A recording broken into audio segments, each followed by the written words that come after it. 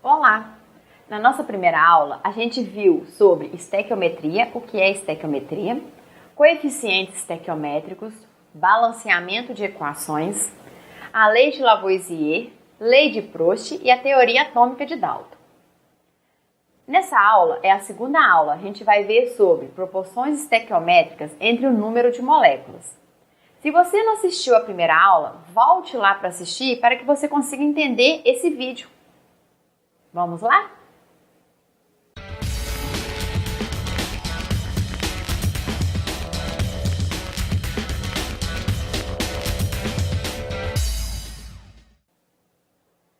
A gente sabe que uma reação química tem os reagentes que são consumidos e tem os produtos que são formados.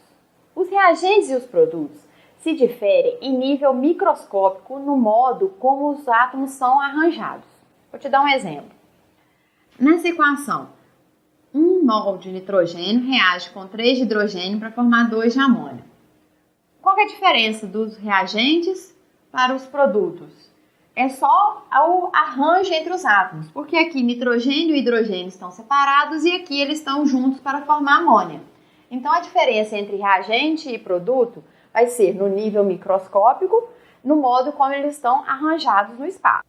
Vimos na aula anterior que na equação que representa a produção de amônia, os coeficientes informam que uma molécula de nitrogênio reage com 3 moléculas de hidrogênio para formar 2 moléculas de amônia.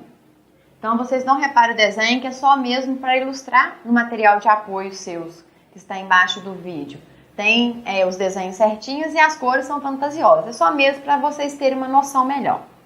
Então, é uma molécula de nitrogênio reagindo com 3 moléculas de hidrogênio para formar 2 moléculas de amônia. Mas se eu usar 2 moléculas de nitrogênio? Então, 2 moléculas de nitrogênio vão reagir com 6 moléculas de hidrogênio para formar 4 moléculas de amônia. A gente não viu que a proporção é igual? Então, se eu multiplicar 2 vezes 1, 2. 2 vezes 3, 6. 2 vezes 2, 4.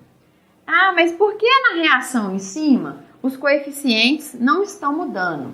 Eu vou explicar o porquê o coeficiente não muda e por que a gente não pode utilizar esses coeficientes para indicar o número de moléculas. Por que eu falei para a gente não utilizar os coeficientes estequiométricos para indicar a quantidade de molécula? Porque é importante perceber que os coeficientes estequiométricos, eles não indicam necessariamente, tem essas vias de regra, a quantidade de moléculas que reagem para realizar essa reação, que é a síntese da amônia. Elas vão indicar o quê? Esse número. Elas indicam uma proporção entre os números de moléculas que tomam parte na reação da síntese da amônia.